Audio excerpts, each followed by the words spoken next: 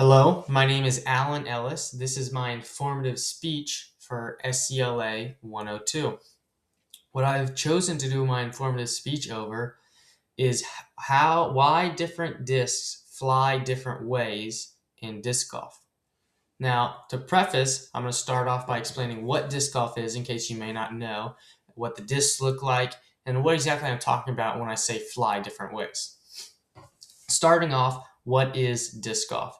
So disc golf is, as its name implied, is golf but with discs. These are two examples on what the disc may look like. Right here I have a more of driver, and then right here I have more of a mid-range. What you do with these discs is you will start on a concrete tee pad. Sometimes it's simply a line in the grass, sometimes it's a wooden tee pad, but that is an area for you to throw. You throw off of this tee pad into a field that sometimes may or may not have obstacles such as trees or poles or even buildings at sometimes, and worst case scenario, a lake where you could lose your disc. Then your end goal is to try and make it into a basket. A basket looks like a basket has a metal basket holding it, a large pull through the middle, a top on a wire basket on top, sort of just a wire frame, and then chains hanging down from that wire frame all the way around, which helps catch the disc and land them inside of the basket. That is like the hole or the pin in golf.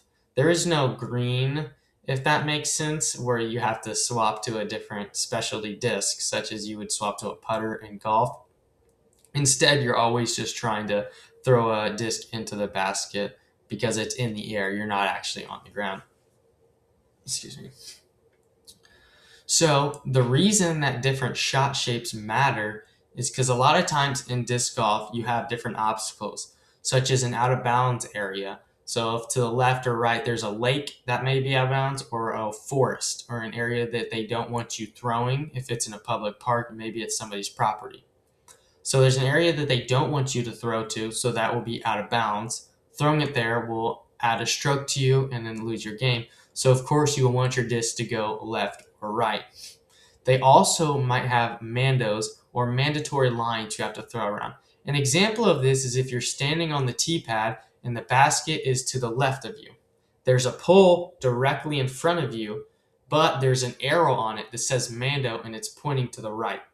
In this example, you'll have to throw your disc around the right of the pole before you can reach the basket that is on your left, instead of throwing directly at the basket. So in this particular example, you'd want a disc that throws straight, but then turns to the left after you've thrown it.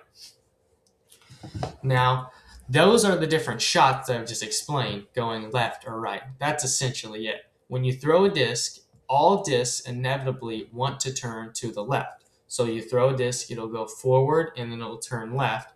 But some discs, depending on how you throw them or how hard you throw them, will go forward and then turn to the right. And then they might come back left at the very end, but that's only once they've slowed down. Those are what the different shot shapes look at.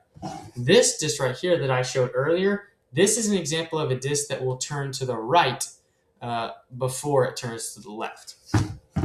This disc right here is an example of a disc that will go straight and then turn to the left, and it won't go right at all. Now, first, before learning exactly why they do this, it's important to understand how the discs fly in the first place. The way a disc is thrown is you grip it such as this, and then you throw it in a twisting action off of your hand. This propels the disc forward and also puts a rotational energy on it clockwise if you're thrown with your right hand with a backhand. With a forehand, it's different, but that's not very important right now. Because of this rotational energy, it creates a torque going downwards. We can do this with the thumb test, that meaning that if you take your hand and you rotate it like this, you can see the way that your hand rotates. And then whichever way your thumb is pointing is which way the torque is going to be given on the disc. So we know the disc is rotating to the right, and we stick out our thumb, the torque is going to be pointed down. Meaning that at all times there's going to be a force pointing down on the disc, which is going to keep this disc stable. That is a gyroscopic effect on the disc. This has been shown with stuff such as gyroscopes and a ton of other rotating things such as helicopters are a great example. This rotating force is going to keep the disc stable in the air rather than tilting it to the right or to the left. It wants to inevitably hold directly straight. This is helpful because this has a very aerodynamic shape. It allows air to go over and under it without causing too much friction, but it does cause some friction. Then the force that you provide when pushing it forward away from your body, that force then goes through the air with the rotational force that keeps it upright. Those two forces acting together sort of creates a wing for this disc. If you imagine the wing of a plane cutting the wing of a plane and looking directly through it, you get a shape such as a rainbow with a line below it. It's very similar here if you ignore the fact that there's a giant sort of indent at the bottom.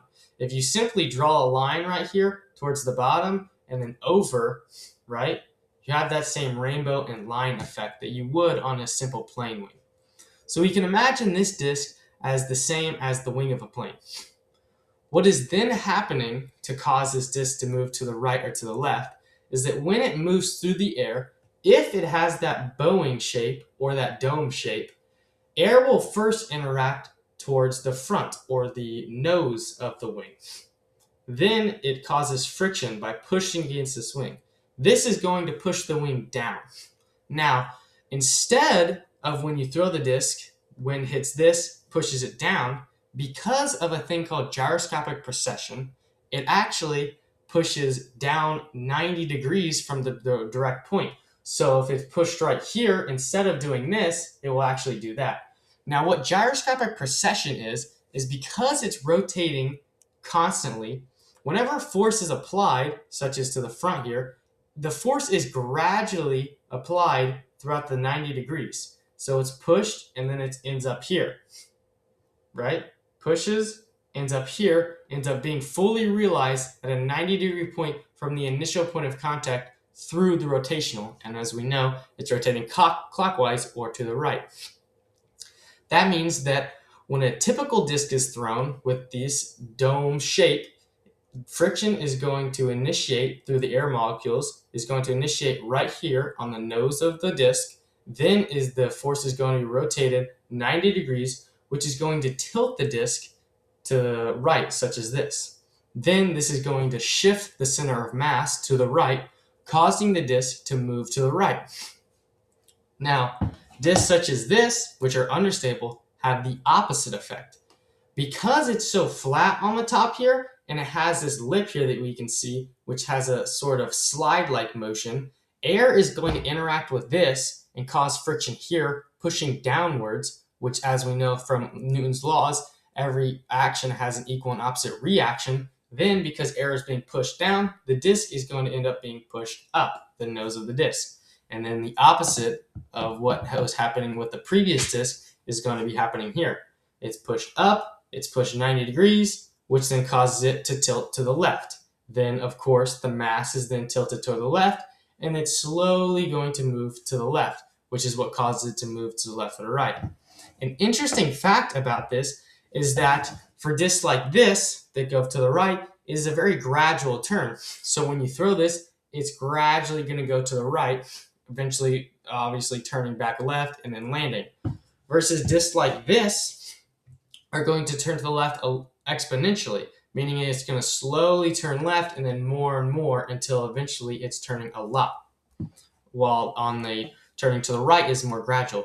The reason for this is because as a disc slows down, it actually contacts air on the front as it's moving forward, which of course pushes it up and tilts to the right.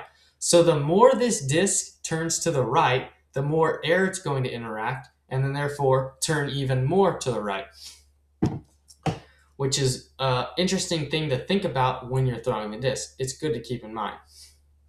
I'm about to hit my time limit, so thank you for listening to my informative speech. I hope you're well educated now on how a disc flight actually works. Thank you.